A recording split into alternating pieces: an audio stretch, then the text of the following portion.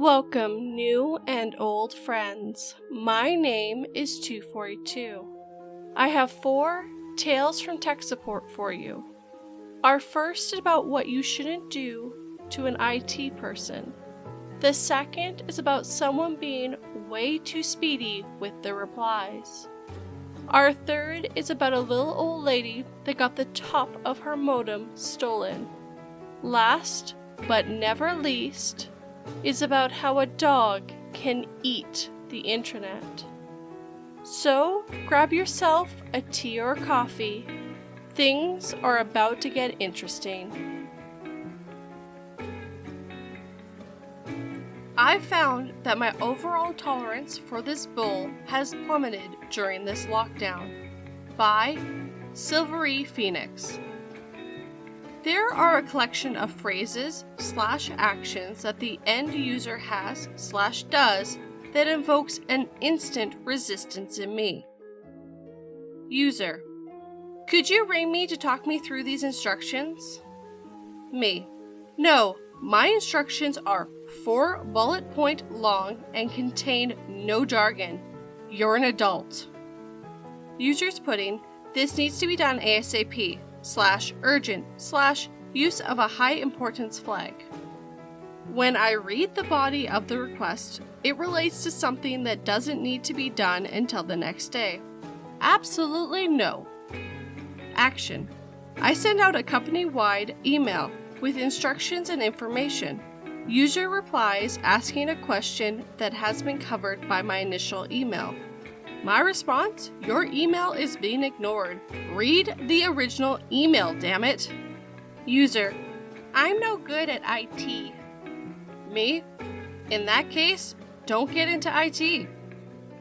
Action: I send around a company-wide email regularly stating that IT issues are to be sent to our group IT email in every instance. Then simply reply to whoever in the IT picks it up. Users are not to email individual members of the team to report issues under any circumstance, as they are not to be picked up. End user emails me directly to report and gets pissy at me later on that I've not responded. Me: I bet they struggle to empty a boot full of water with the instructions on the heel. Action: user emails IT. 24 minutes later, user emails IT again about the same issue. Actual event: she wanted a training link sent to her, and she sent both emails after I had left for the day. I'd already told her twice to send 1 email only, and I'd get to it as soon as I could. After this, I went to her head of department. She hasn't spoken to me since. User: I know you're busy, but... Me: get in the sea. Action: while I'm moving through a department with a purpose, while you're here, I've got something to ask you. Me: why aren't you in the sea yet? Action: I followed your instructions and it hasn't worked. I log on, see they're not following my instructions at all. I tell them to follow the instructions. This isn't how I usually do it. And bing, it works. It's almost as if your way is shit and my way works, because I know what I'm doing and you're a stale donut masquerading as a human. Edit. Action: any email in all caps. Me: nope, you're shouting. I don't respond, just shouting. User: is there a problem with the system? Me: stop asking this question. You clearly have an issue you want to report. Tell me about your issue. So my thoughts next. I get where OP is coming. With everything going on, everyone's tolerance has hit the bottom. We are all very stressed, and being asked questions or people doing things that you have strictly told them not to is very annoying to begin with. I'm guilty of the last one. I have asked people, but not an IT person, hey, do you know if this program's down? Because if it's just down, I don't want to have to go sit down and talk to IT. But if it is, then I know that that's my next step. So that's the only thing I really know for a fact I'm guilty of, but I try not to phone IT. I try to fix things myself first, if it's not something that's going to damage anything. If I really have no clue what I'm doing, I ain't touching it. I'll go get someone who knows what they're doing.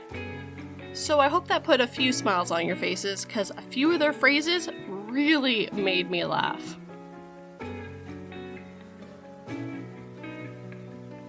I don't trust anyone who responds to emails at the speed of light. By Quantum Dirge. Working on a client's request to upload some contacts into his account. CMR tech support. Pretty standard. For some quick contacts, we can upload as many contacts as you want, but obviously it takes longer depending on how many are in your file. Also, to upload contact files from a spreadsheet, we have to assign the spreadsheet columns to fields in the system using a little upload program, which means the clients are supposed to put their contacts info in the relevant columns, one column each for each name, phone number, email, etc. This client in particular was feeling a little frisky that day. Had over 20,000 contact records. Thanks, I hate it. File was a mess. Names in the phone number column, random strings of text in the email column, bits of address info just scattered throughout the entire thing. It was as if Jackson Perlock had a fight with Microsoft Excel and won. No way the upload tool was going to accept it. Half of the contacts didn't have names or contact information, just descriptions. Contacts do have to at least have a first or last name in order to be uploaded. Ticket titled Urgent automatically puts you in my personal sinner's queue as last priority. So I send a detailed email letting him know everything wrong with the file and what he needs to fix before it can be uploaded. Close ticket. X out of ticket. Move on to other work. Before I'm able to actually move on to anything else, I see a ticket reopen notification in my inbox. Guess who? Client. Yes, please upload the contacts as specified. It is urgent. Thank you. I squint at the timestamp on the ticket. 32 seconds between me closing the case and him responding. My dude has either some wild thumb speed or he has responded with his mind. I wait about 30 minutes before replying back with my obligatory per my last email and copy-paste my response. 30 minutes in the sinner's queue didn't cool him off, as he responds about 25 seconds later. Client, contacts are exactly how I want them. Now please upload. It is very important. I go for lunch for an hour, return, and reply back letting him know that I physically can't upload his contacts until he makes the changes I asked for. 44 seconds later, client. I looked over the file before I sent it. Everything looks good. I want it uploaded immediately. It is at this point that he goes into level 2 of the sinner's queue, while I get to the other tickets/calls. Level 2 means you might get a reply from me by the end of the day. If not, I'll get to you tomorrow sometime. Please find something to do other than refreshing your inbox every half a second. At some point, Speedy sent in 3 or 4 new tickets to the queue, all just 20 to 30 seconds to a minute apart, angsting about his contacts not being uploaded. A co-worker of mine finds them and sees that I have already worked with him. We chat a bit and she figures she'll respond in the hopes of hearing the same thing from 2 different people might knock some sense into him. She also includes a screenshot of my email, highlighted the bits detailing the changes we need and the reason for them. Shockingly, Speedy doesn't respond for 3 whole mother effing minutes. Maybe the downs finally kicked in. Client, I did not see that part. I'm sorry. I will look at this and get back to you. The first line of my email said something along the lines of, "Hi, customer. I was trying to upload your file, but there are a few changes we'll need you to make first." I can only guess that he read this line and just stopped processing input altogether. Too long, didn't read, Chuckle F prides himself in responding to emails faster than he can mentally process them. So, my thoughts next. At least it seems like they got it fixed in the end, but Speedy Gonzalez here will have to wait longer for those contacts that were just so urgent. So urgent he couldn't read the response emails so he could, fix the problem. And why did it take 2 people for him to finally read the darn email? I feel so bad for you, OP. I hope you laugh at some point about this. Top of my modem has been stolen by Link 2022. First post, be gentle. I used to work tech support for British ISP. One day I got a call from a panicked customer who told me that someone stole the top half of her modem. Now, English is my second language, and even though I'm fairly confident in my English, my first thought was that this lady was using some form of slang.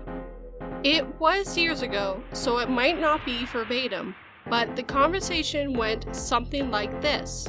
Me: what do you mean somebody stole the top of your modem? Old lady: I mean, my modem was fine when I left my house, and when I was back, the top of my modem was gone. Me: do you see any wires coming out of the modem? Old lady: no, the top half is just missing. Me: this is verbatim. Madam, I don't understand. The modem doesn't have a top or bottom half. It's one solid box. Someone would have had to break into your house, saw the modem in half, and take the top part. But leave everything else in the house? Old lady: I don't know. Now, I was thinking maybe she's thinking about something else. Me: Madam, can you go to your computer and try to go to any website? Old lady: is BBC okay? British Broadcasting Corporation, not the other BBC. Me: sure. Old lady: yes, I'm on their page now. Me: okay, that means you still have internet. Can you go to the modem and see if there's any lights on it? Old lady: yes, just give me a moment. Old lady: oh, it got knocked over. Click. Yeah, the old lady couldn't see the top of the modem and immediately assumed someone stole it, even though it just fell over on the backside. Now, my thoughts. I feel bad for OP and the little old lady here. I mean, OP is trying to get their head around what the old lady is thinking, and the old lady didn't realize that it just fell over. I did get from OP that the little lady didn't sound mad or anything when she clicked. She's assuming that she was actually very embarrassed when she realized what she had done and just hung up out of embarrassment. And I'm thinking the same thing. If I phoned someone with something like this, I would have been very embarrassed. Maybe hung up, but knowing me, I would just apologize. I am very Canadian after all. My Dog Ate My Internet by Original Deadly Sin. So, one day working internet tech support, I get a call from a gentleman whose internet is out. Somewhat interestingly, he lived on the very outskirts of our service area, a subdivision that was just being built. He was one of our first customers in that area. He may have actually been our first and only in that area at the time. It's been a while for me now. So the physical cable pedestal, the green box, usually somewhere around 1 square foot at the base, 3 feet high or so, there's about one every block in more populated areas, was actually located inside his backyard. For some reason. I'm assuming some kind of easement. Before I even start troubleshooting, he told me he was sure the problem was because his dog had damaged the pedestal. The obvious symptoms: lights on the cable modem, and my tools backed up that he wasn't getting a signal. But, I mean, a pedestal is a metal box with very little in the way of exposed parts. But maybe his dog dug down near it and got a buried cable. Okay, sure. We send a tech out. Now, I very rarely have direct contact with an on-site techs, and those are only when I call them. But a week or two later, I check in to see how it went. Standard procedure for me with interesting calls. Curiosity, not procedure. I found the most copious notes ever made by a tech.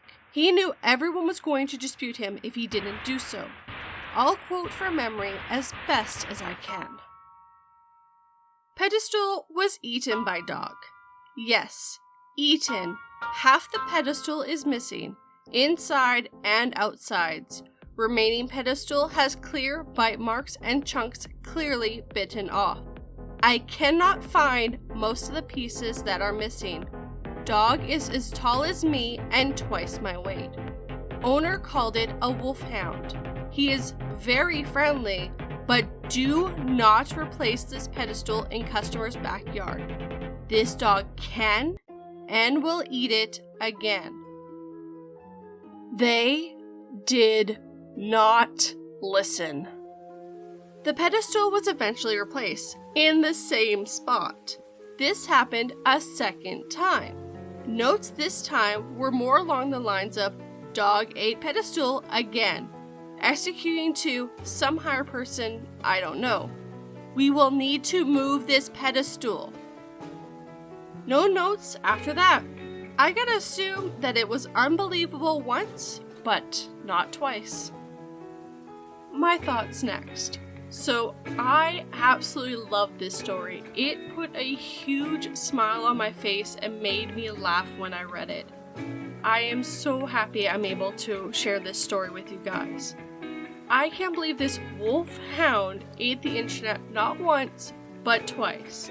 But I am happy that this company realized at least the second time that they can't put the internet, or this box, in this guy's backyard. I just now want to know what a wolfhound is and just pet it. I love dogs.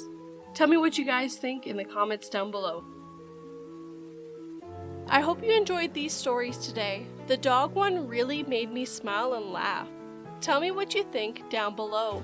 If you enjoyed this video, then hit that like button and make sure it feels it. I noticed we have a lot of new friends here, so I hope you subscribe so you become old friends. I don't want you to miss out on the day or night videos, so make sure you turn that red button into gray. Come back this spooky, scary Sunday. I got some ghost stories ready to give you chills. I hope you have a good day.